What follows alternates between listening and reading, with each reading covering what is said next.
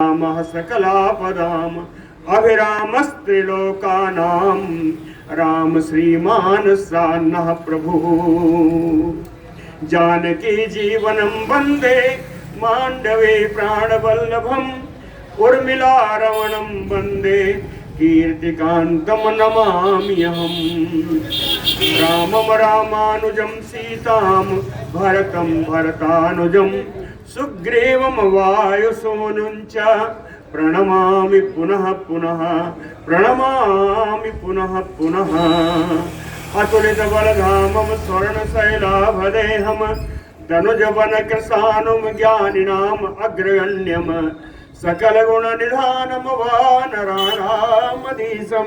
रघुपतिवरदूतं वातजातं नमामि। कूजन्तं राम रामेति मधुरं मधुराक्षरम् आरुह्य कविता शाखां वन्दे वाल्मीकि कोकिलम्। आपदामयपहर्तारं दातारं सर्वसम्पदां लोकाभिरामं श्रीरामं भूयो भूयो नमाम्यहम्।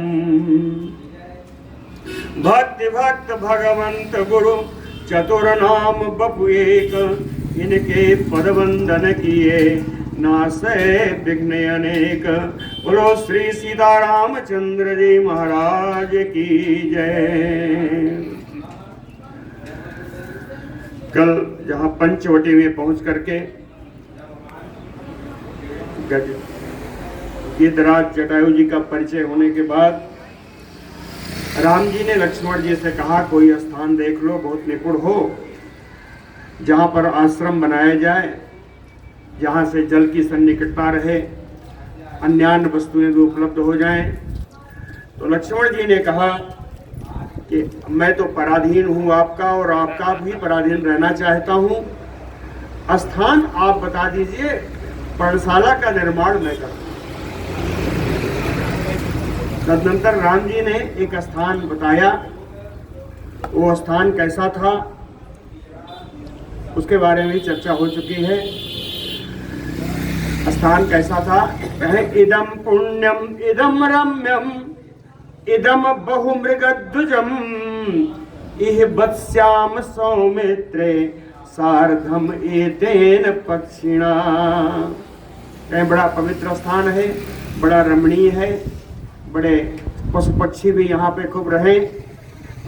एक हे सुमित्रा कुमार यही निवास करूंगा। सार्धम एतेन पक्षिणा, इन गिद्धराज जटायु जी के साथ। एवं उक्तः तु रामेण लक्ष्मणः परिवीरः अचिरेण आश्रमं भ्रातुः चकार सुमहाबलः।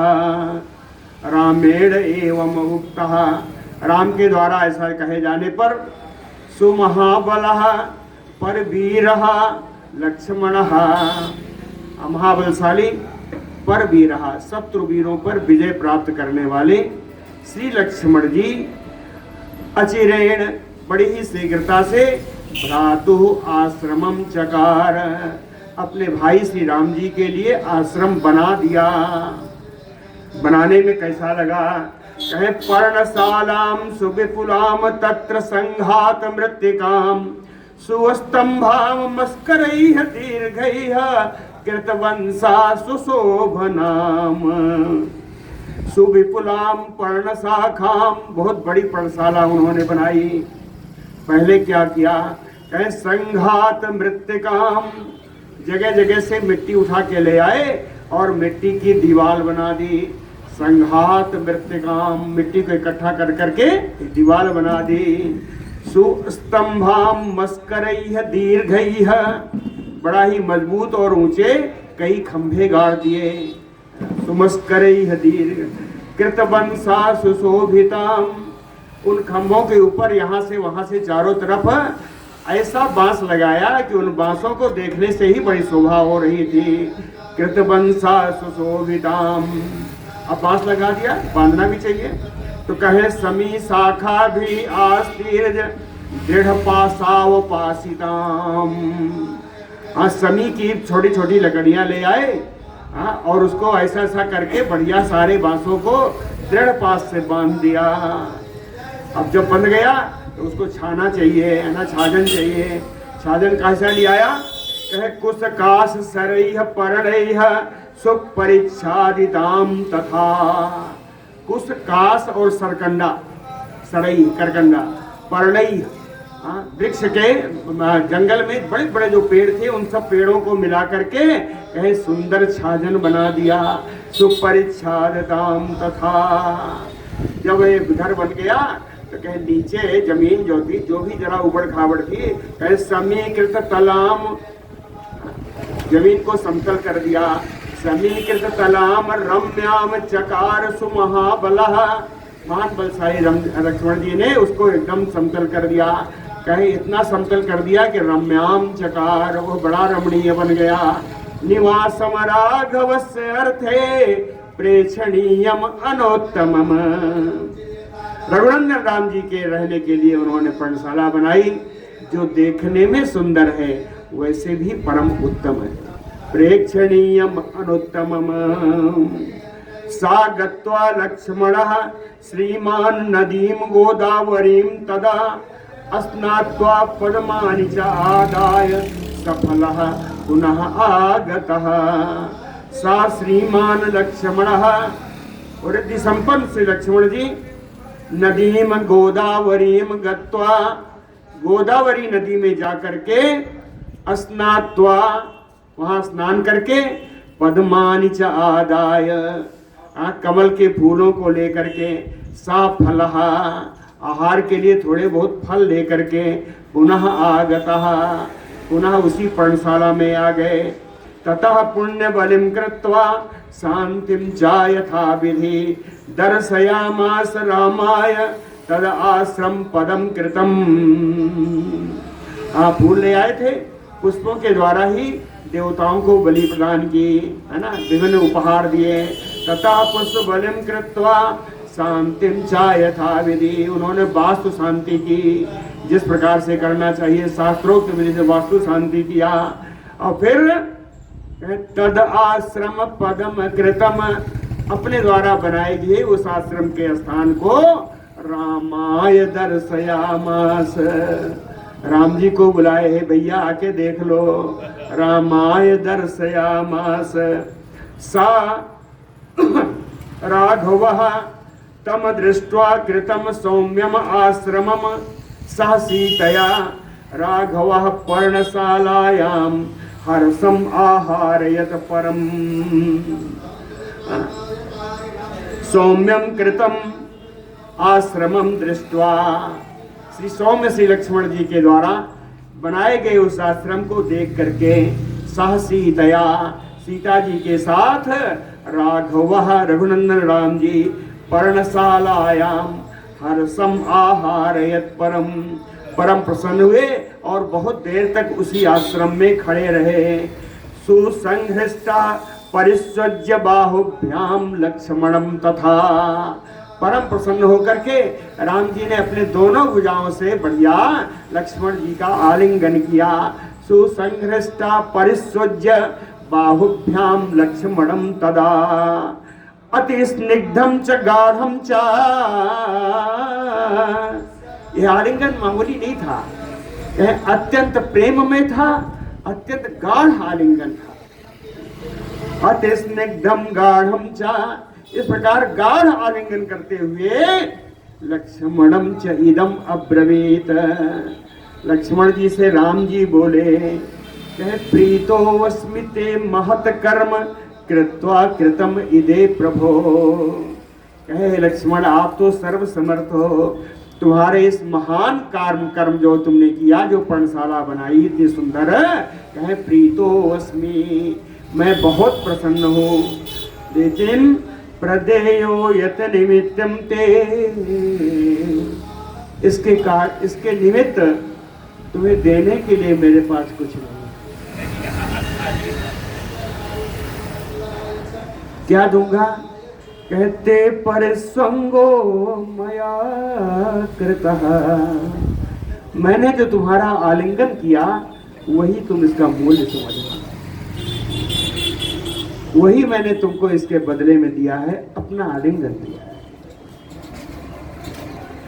भावज्ञेन कृतज्ञेन धर्मज्ञेन च लक्ष्मण त्वया पुत्रेण धर्मात्मा न संवृतः पिता मम। कहते हैं लक्ष्मण भावज्ञेन, तुम मेरी एक एक भाव भंगिमा को जान लेने में समर्थ हो। कृतज्ञेन, तुम्हारे लिए कोई थोड़ा भी करे तो उसको बहुत बड़ा बरकर के मानने वाले हो। धर्मज्ञेन, धर्माचरण करने वाले हो। कहे तो या धर्मात्मा मम पिता त्वया पुत्रेण ना संवृतः। कहे मेरे धर्मात्मा पिता दशरथ जी तुम्हारे जैसे पुत्र के द्वारा वो मरे नहीं है, ना संवृता, उनका संवरण नहीं हुआ। तुम्हारे रूप में मेरे पिता भी जीवित हैं, ऐसा कहा। त्वया पुत्रेण धर्मात्मा मम पिता ना संवृतः। एवं लक्ष्मणं उक्त्वा राघवो लक्ष्मीवर्धनः तस्मिन् देशे बहुफले निवसत सा सुखम सुखी। एवं लक्ष्मणं उक्त्वा, इस प्रकार लक्ष्मण जी से कह करके लक्ष्मीवर्धनः राघवः, सभी शोभा को बढ़ाने वाले श्री रघुनंदन राम जी, तस्मिन् देशे बहुफले, जहाँ फलों की बहुतायत है, उस स्थान में, उस आश्रम में सुखम सुखी निवसत, सुख पूर्वक सबके साथ सुख से निवास किया। कंचित कालम सधर्मात्मा सीतया लक्ष्मणेन च अनवास्यमानो निवसत स्वर्गलोके यथा अमरः। कहे धर्मात्मा राम लक्ष्मणेन सीतया सा, लक्ष्मण जी और सीता जी के साथ बहुत समय तक वहाँ पर निवास किया। और उनके निवास करते समय ऐसा लग रहा था, उस निवास करने का उनका जो सुख था, वो सुख ऐसा था कि सर्व स्वर्ग लोके यथा अमरः, जैसे देवता लोग स्वर्ग में निवास करते हैं, उसी प्रकार सुख सुविधा से राम जी सीता जी लक्ष्मण जी के साथ उस पंचवटी में लक्ष्मण जी के बनाए हुए आश्रम में, पर्णशाला में उन्होंने निवास किया है। बोलो भक्तवत्सल भगवान की जय। वसतः तस्य तो सुखम राघवस्य महात्मनः शरद्व्यपाये हेमंत ऋतुः इष्टः प्रवर्तत। तस्य राघवस्य महात्मनः वसतः सुखम, महात्मा रघुनंदन राम जी के वहाँ पर सुख पूर्वक निवास करते हुए शरद व्यपाए, शरद ऋतु बीत गई, शरद व्यपाए, शरद ऋतु बीत गई। इष्टा से हेमंत ऋतु प्रवर्तत, राम जी को परम प्रिय हेमंत ऋतु आ गई। इष्टा हेमंत ऋतु प्रवर्तत, इस हेमंत ऋतु में किसी एक दिन सा कदाचित प्रभातायाम सरवर्याम रघुनंदनः प्रययो अभिषेकार्थम रम्याम गोदावरीम नदीम।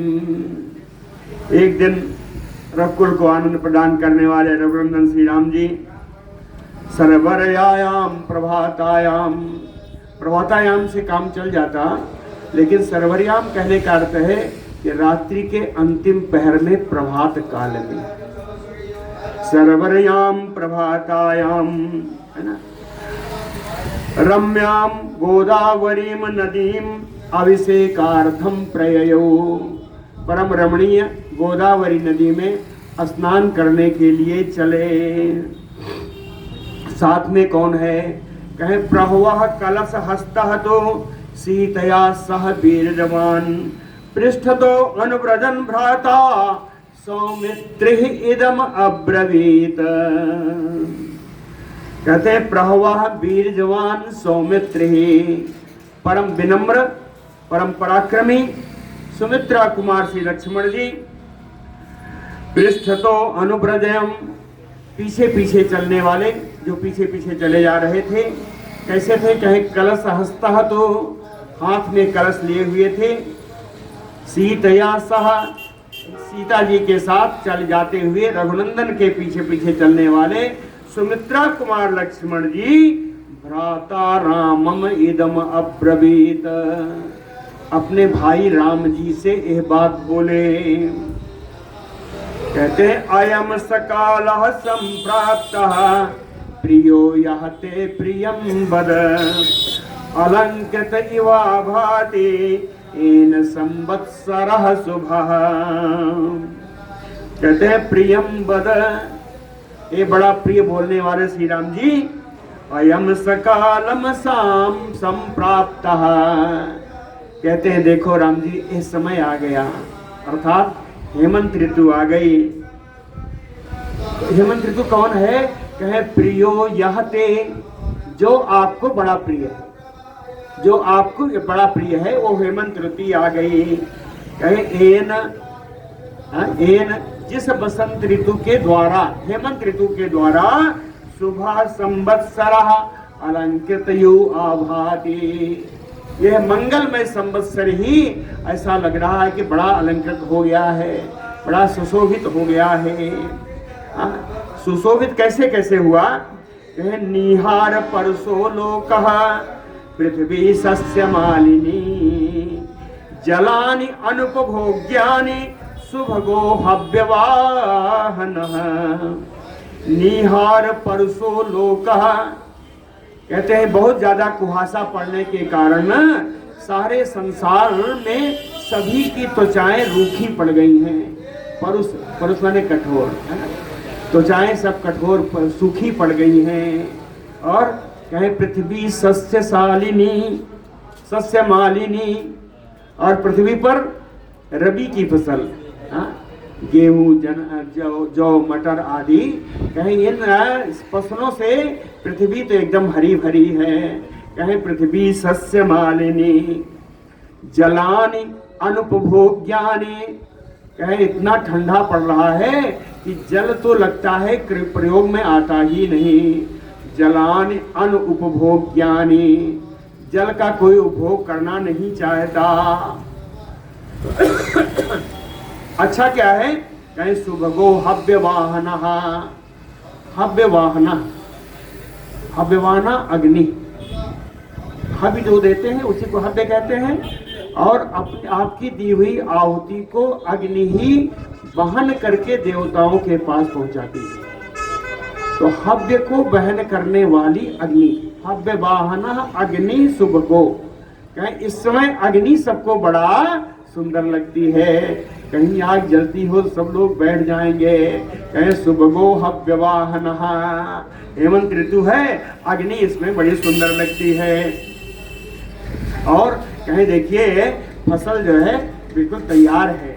और नवाग्रहण पूजा भी अभ्यर्च पितृदेवता, कृत अग्रहण काह काले संतो विगत कलमथाः। कहते हैं काले समय आ गया है कि लोग अग्रहण काह कृता, अग्रहण का यानी इसका नवसस्येष्टि, नवसस्येष्टि अपने क्या कहते हैं प्रतापगढ़ में कहते हैं कि नवाने होते हैं। हाँ बहुत होता था, बहुत बढ़िया उत्सव भी होता था, हमको भी याद है ना।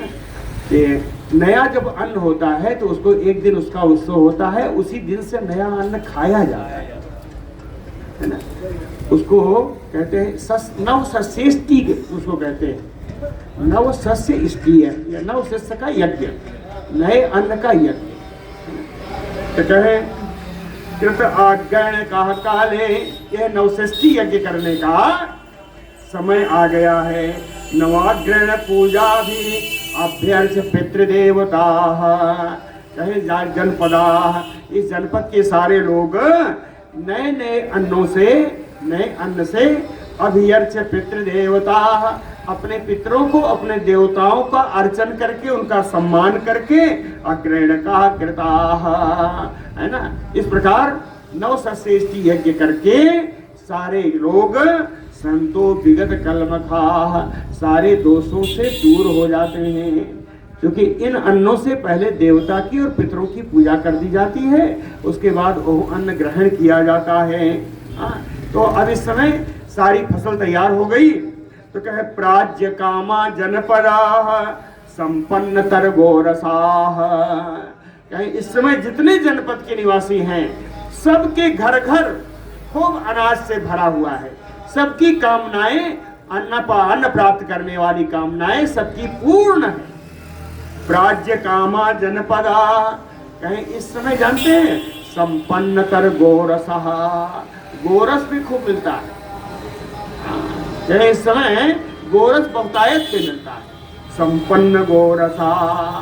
और इस समय कैसा है, कहें विचरन्ति महीपाला यात्रार्थम विजिगीषवः, महीपाला विजिगीषका, विजय की इच्छा रखने वाले राजा लोग भी इस हेमंत ऋतु में ही जीतने की इच्छा से यात्रा अर्थम विचरन्ति, यात्रा के लिए निकलते हैं, है ना। ये समय हेमंत ऋतु में सेवमाने दृढ़म सूर्ये दिशम अंतक सेविताम। देख लीजिए, हम कहते हैं ना कि मेरा घर दक्षिणायन है तो अच्छा है, दक्षिणाभिमुख है तो बहुत अच्छा है, जाड़ा में धूप खूब आती, उत्तरायण में धूप नहीं आती, वही लिखा है यहाँ पे। कहे सेवमाने दृढ़म सूर्यम दिशम अंतक सेविताम, यम सेवित दिशा यानी दक्षिण दिशा। कहे सूर्य दृढ़म सेवमाने, सूर्य भगवान भी इस समय दक्षिण दिशा की सेवा में ही लगे हुए हैं, इसलिए दक्षिण दिशा बड़ी सौभाग्यशालिनी है इस समय।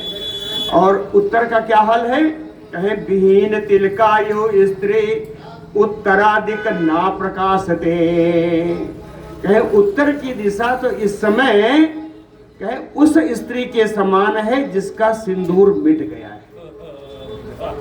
विहीन तिलकायो स्त्री उत्तरादिक ना प्रकाशते, सिंदूर रहित स्त्री के माथे के समान, उस स्त्री के समान उत्तर की दिशा इस समय प्रकाशित नहीं होती, शोभा नहीं पाती।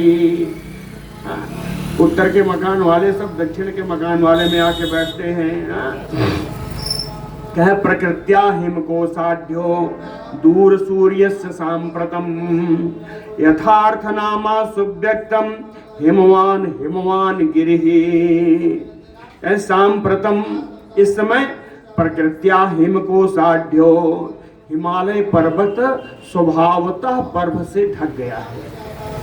प्रकृत्या हिमकोशाढ्यो, है ना, दूर सूर्यस्य, क्यों, ये उत्तर दिशा में है, हिमालय उत्तर में है, और कहे सूर्य कहाँ है, दक्षिण में है। कहे दूर सूर्य, सूर्य दूर होने के कारण ये हिमालय पर्वत बर्फ से ढका हुआ है। कहे इतना ढका है कि हिमवान हिमवान गिरि यथार्थ नामा सुव्यक्तम, या आज इतना ये हेमंत ऋतु में आकर के यह हिमालय अपने नाम को ही सार्थक कर रहा है।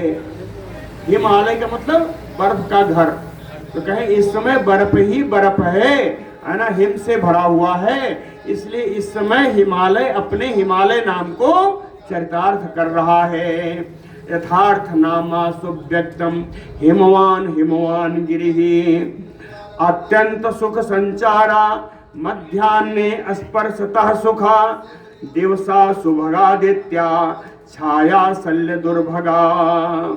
कहे मध्याह्ने स्पर्शतः सुखा, मध्याह्न काल में सूर्य की किरणों का स्पर्श सुख प्रदान करने वाला है हेमंत ऋतु में।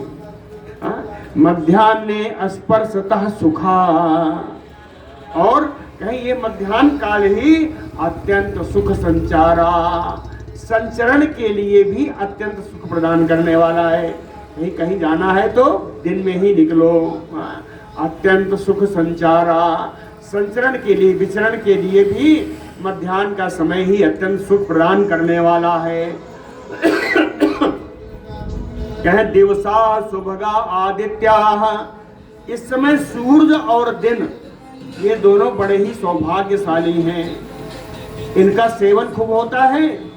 सूरज की प्रकाश में बैठो और दिन में ही सारा काम करो। तो कहते हैं दिवसा सुभगादित्याः, सूरज और दिवस ये दोनों बड़े सौभाग्यशाली हैं। तो दुर्भगा कहें अभागा कौन है? कहें छाया सलिलः, कहीं छाया पड़ रही हो कहीं जल हो, तो कहें ये अभागे हो गए हैं इस हेमंत ऋतु में। छाया सलिलः दुर्भगाः, मृदु सूर्या सुनिहारा पटु सीता समारुता शून्यारण्या हिमध्वस्ता दिवसा भान्ति सांप्रतम। कहे सांप्रतम दिवसा भान्ति, आजकल तो कैसे ऐसे दिन निकल जाते हैं हेमंत ऋतु में। कहते हैं मृदु सूर्या, जहां सूर्य भी बड़ा कोमल लगता है। कहे सूर्य भी बड़ा कोमल स्वभाव वाला लगता है। सुनिहारा, कहे ये क्या कहते हैं उसको, कोहरा। कोहरा आज का तो आज राज हो गया है, जहां देखो वहीं कोहरा है। कहे सुनिहारा पटु सीता, कड़कड़ाती ठंड है। समारुता, हवा बह जाए तो फिर बोलो क्या। समारुता शून्यारण्या, ठंड के कारण पृथ्वी इस जंगल के पत्ते सब गिर गए, इसलिए ठोंठ खड़े हैं केवल। शून्यारण्या, जंगल भी सूने लग रहे हैं। हिमध्वस्ता, अधिक बर्फ के कारण कमल के फूल भी गल गए हैं। हिमध्वस्ता, कहे दिवसा भान्ति सांप्रतम, इस समय दिन इसी प्रकार का हो गया है। निवृत आकाश सेना पुष्यनीता हिमारुणा शीत वृद्ध तरायामा त्रियामा यान्ति सांप्रतम। कहे सांप्रतम त्रियामा अतियामा यान्ति, इस समय त्रियामा कहते हैं रात्रि को, है ना। रात्रि का पर्यायवाची है त्रियामा, इसलिए कि दिन और रात दोनों ही 4-4 याम के कहे गए, 4-4 याम के। लेकिन रात्रि के अंतिम पहर को रात्रि का भाग नहीं मानते, वो ब्रह्मचर्य समय है, ब्रह्म मुहूर्त है। इसलिए रात्रि को 3 ही याम की यात्री बताते हैं, इसलिए उसको त्रियामा कहा गया। तो कहे त्रियामा आयामा यान्ति सांप्रतम, इस समय रात बड़ी लंबी होती है। त्रियामा यान्ति यान्ति, है ना। कहे रात्रि बड़ी लंबी होती है। और शीत वृद्ध तरा, रात्रि में ठंड बहुत बढ़ जाती है। शीत वृद्ध तरा, और इस समय में कहे निवृत आकाश सेना, आकाश के खुले आकाश में सोना बंद हो गया है। निवृत आकाश सेना, खुले आकाश में कोई नहीं सोता। और पुष्यनीता हिमारुणा, और पौष मास की पूर्णमासी के दिन सबसे ज्यादा ठंडा होता है। कहे पौष मास की पूर्णमासी के दिन तो ऐसा लगता है कि बर्फ बह रही हो। हिमारुणा रवि संक्रांत सौभाग्य तुषारा अरुण मंडल निश्वास अंधयो आदर्श चंद्रमा न प्रकाशते। कहे रवि संक्रांत सौभाग्य, कहते हैं हमेशा तो कहते हैं चंद्रमा बड़ा सौभाग्यशाली है, चंद्रमा की ही हमेशा पूजा होती है। शीतलता प्रदान करने वाले, आनंद प्रदान करने वाले चंद्रमा की बड़ी पूजा होती है। कहते हैं रवि संक्रांत सौभाग्य, लेकिन इस समय चंद्रमा की जगह सूर्य ही सौभाग्यशाली हो गया है। चंद्रमा की विशेषताओं को सूर्य ने धारण कर लिया है। तुषारा अरुण मंडल, और एक कोहरा ने चंद्रमंडल को ही ढक लिया है। चंद्रमंडल को ही तो कोहरा ढक लिया है। कहीं चंद्रमा कैसे है? चंद्रमा न प्रकाशते, कहीं इस कुहासे के कारण चंद्रमा दिखाई ही नहीं पड़ता। एक उदाहरण दिया, निश्वास अंधयु आदर्श, आदर्श माने जानते हैं ना? आदर्श माने दर्पण, शीशा। कहे निश्वास अंधयो आदर्शः, शीशे के सामने खड़े होकर के हेमंत ऋतु में खड़े हो जाइए तो आपके निश्वास से इतनी वाष्प निकलती है, इतना धुआं कि वो उसमें कुछ दिखाई नहीं पड़ता। तो कहते हैं निश्वास से जिस प्रकार दर्पण अंधा हो जाता है, कुछ नहीं दिखाई पड़ता, उसी प्रकार कुहासे से चंद्रमा नहीं दिखाई पड़ रहा है।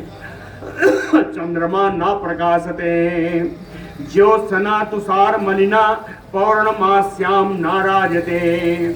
कहते हैं पूर्णिमा के दिन भी चंद्रमा की जो किरणें हैं हेमंत ऋतु में कुहासे के कारण, बर्फ कणों के कारण, हिम कणों के कारण चंद्रमा मलिन दिखता है, तुषार मलिना, है ना। एक उदाहरण दिया, बड़ा सुंदर उदाहरण दिया। कहे सीतायु च आतपस्याम लक्ष्यते न च शोभते। कहे गर्मी के दिनों में श्री जनक नंदिनी सीता जी गर्मी के कारण जैसे कुछ उनका श्यामल पड़ जाता है, कुछ सांवली हो जाती हैं, तो लक्ष्यते वो दिखाई तो पड़ती हैं लेकिन न च शोभते, लेकिन वो अपनी प्राकृतिक शोभा को प्राप्त नहीं करती हैं ना। कहते हैं सीता जी जैसे गर्मी के दिनों में धूप के कारण उनका रंग कुछ सांवला पड़ जाता है तो पहले के समान वो शोभित नहीं होती, उसी प्रकार कुहासे से ढका हुआ चंद्रमा शोभित नहीं हो रहा है ना।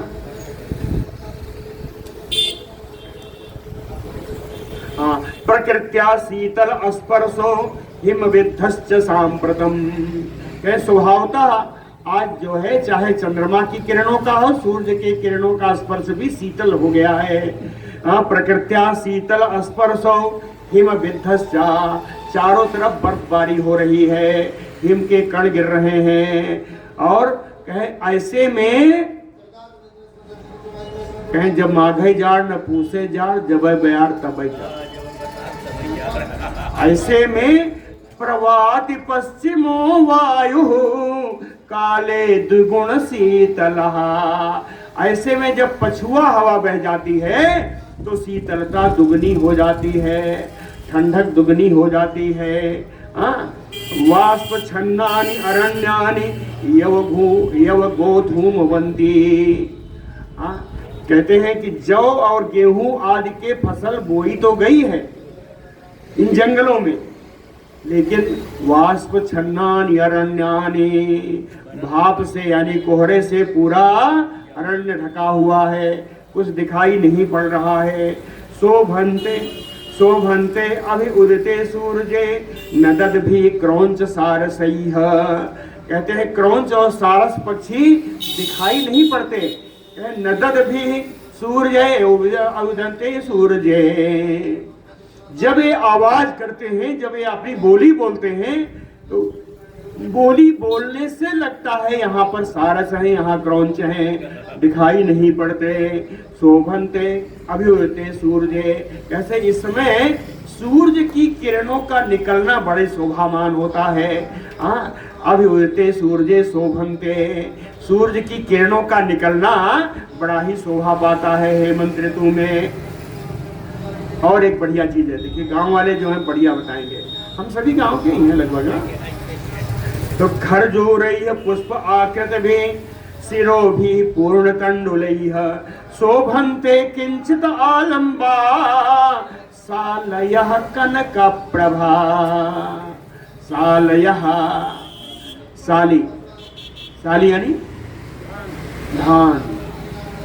ये साली कहते हैं जड़हन को, जो अगहनी धान होता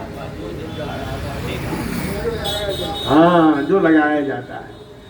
पहले लगाया नहीं जाता था कुआरी, और ऐसे बो दिया जाता था, छिटवा होता था। कहे साल यह कनक प्रभा, ये जड़हन का धान जिसकी जो बालियां जो निकली हैं वो सोने के समान चमक रही हैं। सालया कनक प्रभा कैसे दिखाई पड़ रही हैं?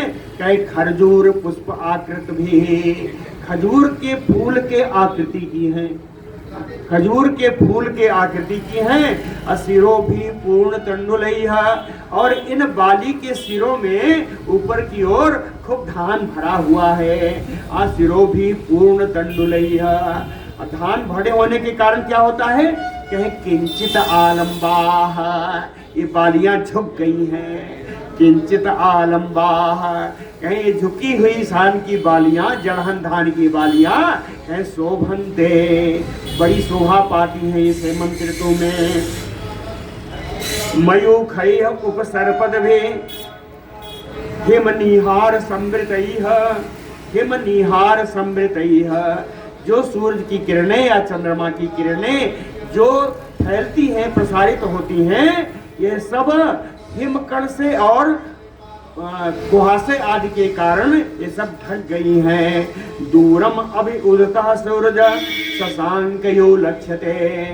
कहते हैं दूर कहीं दिखाई पड़ता है तो सूरज निकल रहा है, निकलता हुआ सूरज दूर दिखाई पड़ता है और सूरज भी चंद्रमा के समान दिखाई पड़ रहा है। कहे सूरजा शशांक यो लक्ष्यते। हेमंत ऋतु में सूरज भी चंद्रमा के समान शीतलता प्रदान करने वाला दिखाई पड़ता है। आग्राह्य अवीर्जा पूर्वान्ने मध्यान्हे स्पर्शतः सुखा सरक्तम किंचित आपंडुरा तपः शोभते छितौ संरक्तः किंचित आपंडुर आतपः।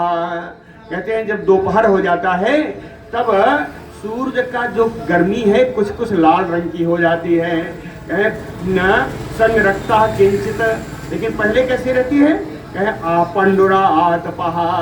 पहले ये बड़ा सफेद सफेद रहता है, बाद में कुछ लाल होने लगता है और जब किरणें प्रसारित होती छितौ शोभते। जब ये किरणें पृथ्वी पर फैलती हैं तो ये किरणें अत्यंत शोभा पाती हैं। अग्राह्य वीर्जा पूर्वान्हे, कहे दोपहर के पहले तो ये किरणें भी कुछ असर नहीं दिखा पाती। अग्राह्य पूर्वे, दोपहर के पहले यानी कहीं 10 बजे के पहले प्रातः काल में ये किरणें भी अपना कोई प्रभाव नहीं डाल पाती।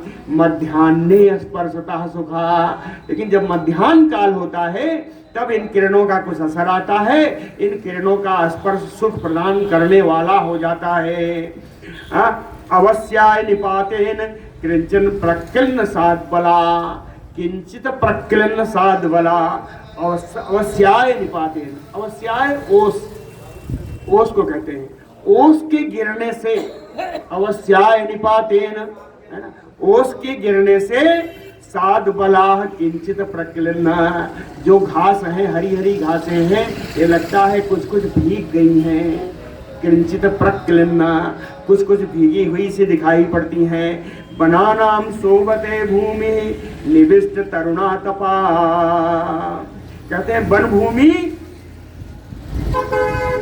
भूमि में तरुण आतपा निविष्ट बनानाम शोभने। कहते पूर्णानोदित सूर्य की किरणें जब वन में प्रवेश करती हैं तो वन की शोभा बढ़ जाती है। बनानाम शोभने शोभते अस्पृशंसु विपुलम शीतम उदकम दुर्दह सुखम अत्यंत तृषितो वन्यः प्रतिसंघरते करम।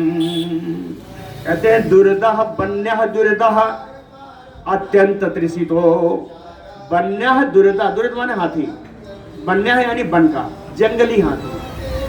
कहे जंगली हाथी कैसा है, कहे अत्यंत तृषितो, बहुत ज्यादा प्यासा है। प्यासा होने के बावजूद भी अस्पृशन सुविपुलम उदकम शीतम सुखम, सुख पूर्वक जाकर के शीतल जल का स्पर्श तो करता है, स्पर्श तो करता है, लेकिन प्रतिसंघरते करम, करम माने सूंड, है ना, लेकिन अपने सूंड को पीछे खींच लेता है। इतना ठंडा जल पिया नहीं जाता उससे। कहते प्रतिसंघरते करम, अपने सूंड को पीछे खींच लेता है। एते ही सम उपासीना विहगा जलचारिणा। कहते हैं जल में रहने वाले जो पक्षी हैं, जलचारिणा विहगा, जल में रहने वाले जलीय जो पक्षी हैं, कहे एते ही सम उपासीना, ये सब जलाशय के घाट पर बैठे हैं, जलाशय के घाट पर बैठे हैं।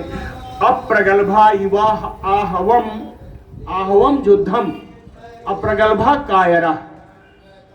जैसे कायर व्यक्ति युद्ध में प्रवेश नहीं करता, युद्ध भूमि में प्रवेश नहीं करता, उसी प्रकार ये पक्षी जलचारिणा बेगा सलिलम ना अवगाहन्ते।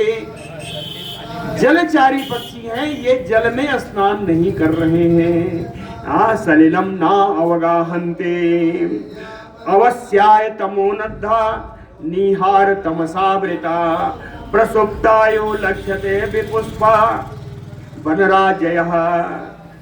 कहे सुबह सुबह जब जाते हैं तो अवस्याय तमोनद्धा, बहुत सारी ओस पड़ी रहती है और ओस के और कुहासे आदि के अंधकार से ढका रहता है जंगल। और सुबह के समय ओस और अंधकार से ढका रहता है। रात में जाते हैं, शाम को जाते हैं, निहार तमसावृता, तो बड़ा कोहरा पड़ा रहता है और कोहरे के अंधकार से बन ढका रहता है। तो कहे विपुष्पा वनराजयः, ये जो वन श्रेणी है जिनमें आजकल कोई फूल भी नहीं रह गया, पुष्प रहित ये जो वन की श्रेणियां हैं, लक्ष्मण जी कहते हैं हे राम जी प्रसुप्ता यो लक्ष्यन्ते। ऐसा लग रहा है कि रात दिन ये वन सो ही रहे हैं, कभी दिखाई नहीं पड़ते, कभी उठते ही नहीं। सो रहे हैं तो पड़े हैं, नहीं दिखाई पड़ेंगे। कहे प्रसुप्तायो लक्ष्यन्ते, ये वन सोते हुए सी ही लग रहे हैं। वाष्प संसन्न सलीला ऋत विज्ञेय सारसा, कहते हैं जल भाप से ढका हुआ है। जहां जलाशय वहां देखिए वहां कोहरा बहुत तेज रहता है ना। तो कहे वाष्प संसन्न सलीला, जलाशय तो वाप से ढका रहता है। सारसः विज्ञेय ऋतः, जो सारस आदि पक्षी हैं वह अपने ऋत यानी अपने आवाज के द्वारा ही पहचानी जाती हैं। ऋत विज्ञेय सारसाः हिमाद्र बालुकैः तीरैः सरितो भान्ति सांप्रतम।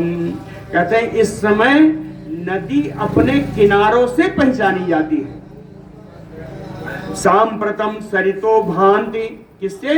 हिम आर्द्र बालुकैः तीरैः, नदी के पहले ही बर्फ से ढकी हुई, बर्फ से सनी हुई बालुओं में जब पैर पड़ता है, अत्यंत शीतल स्पर्श होता है, तब लगता है कि नदी का किनारा आ गया, अब नदी आने वाली है। तो नदियों का भान उनके ठंडे किनारे से होता है। तुषार पतनाच्चयेव मृदत्वात् भास्करस्य शैत्यात् अग अग्रस्थम अपि कृपायेन रसवत जलम। कहे तुषार पतनाच्चयेव, हिम की वर्षा हो रही है, बर्फ पड़ रही है। मृदुत्वात् भास्करस्य, सूर्य की किरणें भी बड़ी कोमल हो गई हैं, कोमल हो जाने से, है ना, और हिम बर्फबारी होने से, शैत्यात् अत्यंत ठंडक हो जाने से, अग अग्रस्थम अपि, अग माने पर्वत, पर्वत के अग्रभाग में स्थित होने पर भी वो जल रसवत जलम, पर्वतों के अग्रभाग पर स्थित जल ही इस समय स्वादपूर्ण है। क्यों? कहे पर्वतों के अग्रभाग पर जो जल है उस पर सूर्य की किरणें पड़ती हैं और वो कुछ गर्म हो जाता है, इसलिए पर्वतों के अग्रभाग पर स्थित जल ही इस समय स्वादपूर्ण है।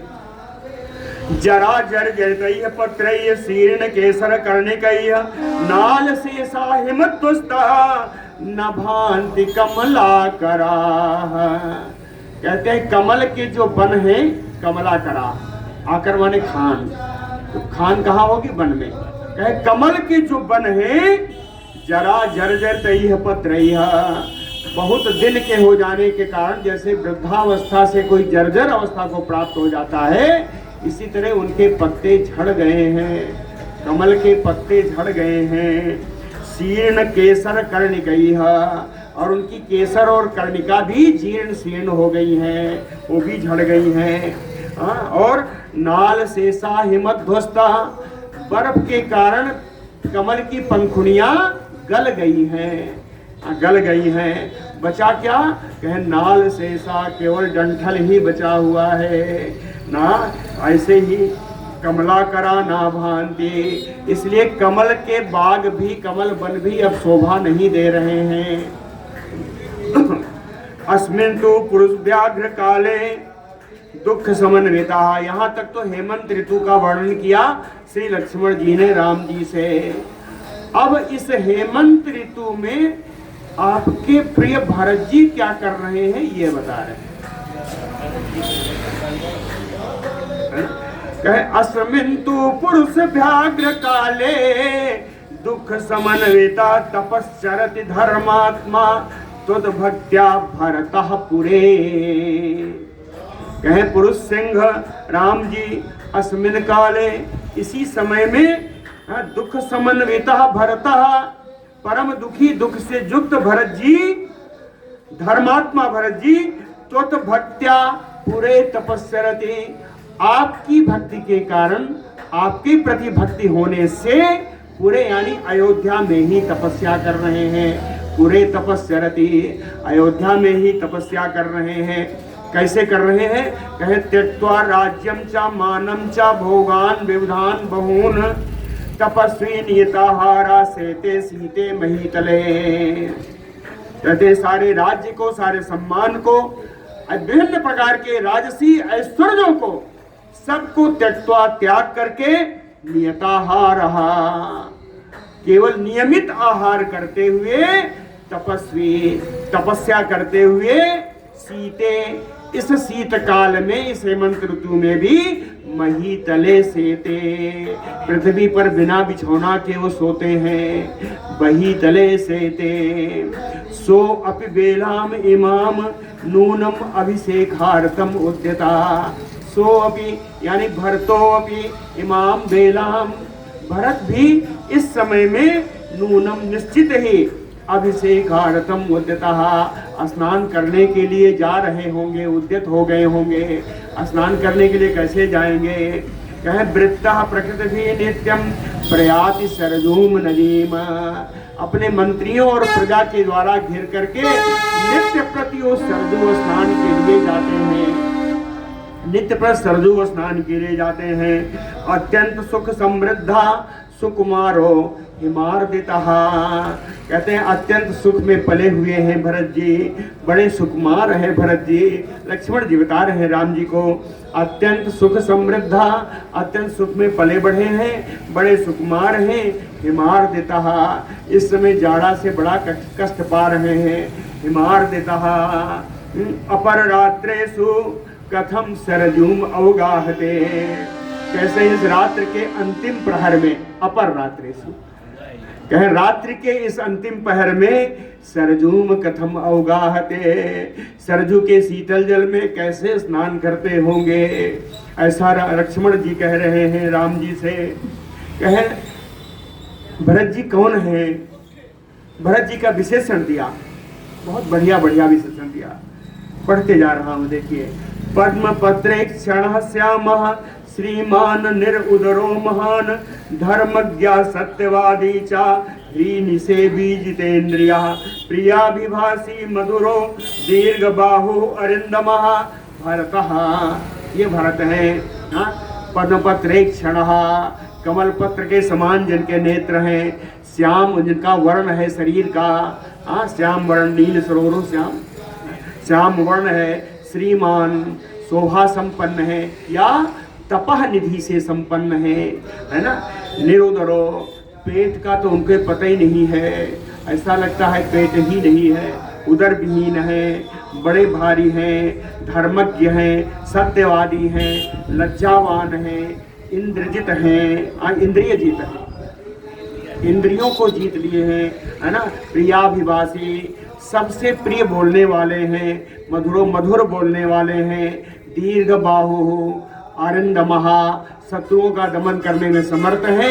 और आजान बाहु सी भरत जी, कह संत्यज्य विविधान सौख्यान सर्वान आत्मनाश्रितः, सारे सुख सुविधाओं को छोड़कर ऐसे मेरे भरत जी आपको ही केवल सर्वस्व मानकर आपका ही आश्रय लेकर के वो तपस्या कर रहे हैं। हाँ, जिता स्वर्ग तो भ्राता भरतेन महात्मना। लक्ष्मण जी कहते हैं, ए भाई, मुझे तो ऐसा लगता है कि आपके इस भाई ने, कौन भाई? कहे महात्मना भरतेन स्वर्गम जीता। आपके इस भाई महात्मा भरत ने स्वर्ग पर विजय प्राप्त कर ली है। वनस्थम तापस से यह त्वाम अनुविधीयते। वन में रह करके आप जैसा जैसा आचरण करते हैं उसी आचरण को वो पालन कर रहे हैं। श्याम अनुविधीयते न पितृम अनुवर्तन्ते मातृगाम दुविधायति। ख्यातो लोक प्रवादोयम भरतेन अन्यथा कृतः। कहते हैं ख्यातो लोक प्रवादो, कहते हैं संसार में एक लोकोक्ति बड़ी प्रचलित है, बड़ी प्रसिद्ध है कि पितरम अनुवर्तते मातृकम दुपदायति, कि मनुष्य अपनी माता के आचरण का अनुसरण करता है, पिता का नहीं। मनुष्य अपनी माता के आचरण का, माता के चरित्र का आचरण करता है, पिता का नहीं। ना पितरम अनुवर्तन्ते मातृकम दुपदायति, है ना, माता के ही बताए हुए रास्ते पर चलता है, पिता के बताए हुए रास्ते पर नहीं चलता। ऐसी लोकोक्ति संसार में प्रसिद्ध है। लेकिन कहते हैं भरतेन अन्यथा कृतः, इस भरत ने तो इसको लोकोक्ति को ही गलत साबित कर दी। ये तो अपने पिता के बताए रास्ते पर चल रहे हैं। भरता दशरथो यस्या साधु चा भरता सुता। कहते हैं ऐसी स्त्री जिसके पति दशरथ जी के समान हो। भरता दशरथो यस्या, जिसकी पति दशरथ जी के समान हो। सुतः साधु भरतः, और पुत्र साधु के भरत जी के समान सुंदर हो, साधु साधु स्वभाव वाला हो। कथम नु तादृशी पूर्व दर्शनी कैकेयी कथम नु। कहते हैं उनकी पत्नी और इनकी माता, दशरथ जी की पत्नी और भरत जी की माता, यह कैकेयी कैसे क्रूरदर्शनी हो गई, कैसे इतनी क्रूर हो गई। ऐसी बात लक्ष्मण जी ने राम जी से कही। राम जी को यह पसंद नहीं आया। इति एवं लक्ष्मणे वाक्यम स्नेहात बदति धार्मिके परिवादम जनन्याहतम असहन राघवो अब्रवीत। धार्मिके लक्ष्मणे स्नेहात इति एवं बदति वाक्यम।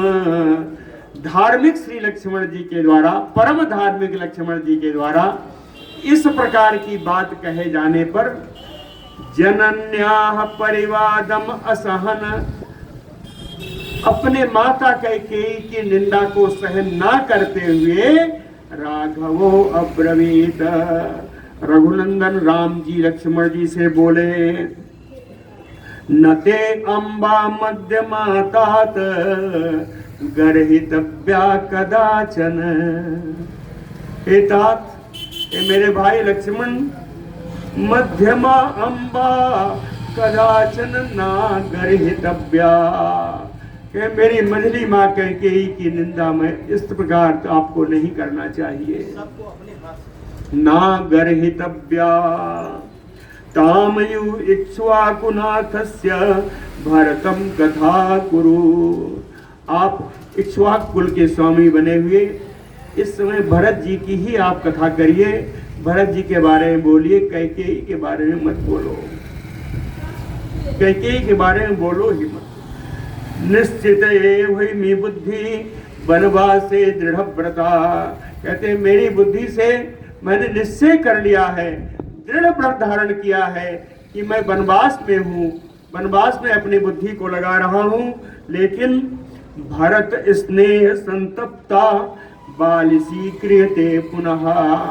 कहते हैं भरत के स्नेह से कभी कभी संतप्त होकर मेरी बुद्धि भी बालकपन, मूर्खता कर जाती है, मेरी बुद्धि भी बालिसी हो जाती है।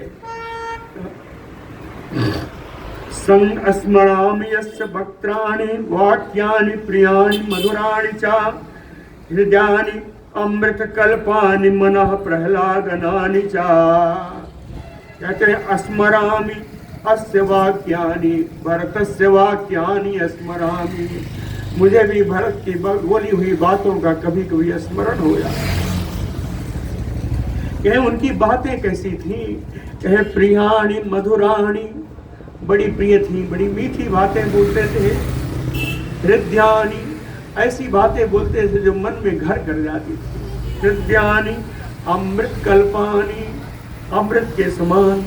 मनः प्रहलादानी, मन को आनंद प्रदान करने वाली उनकी भरत जी की बातें कभी कभी मुझे स्मरण हो जाती हैं। कहते कहते रो पड़े राम जी।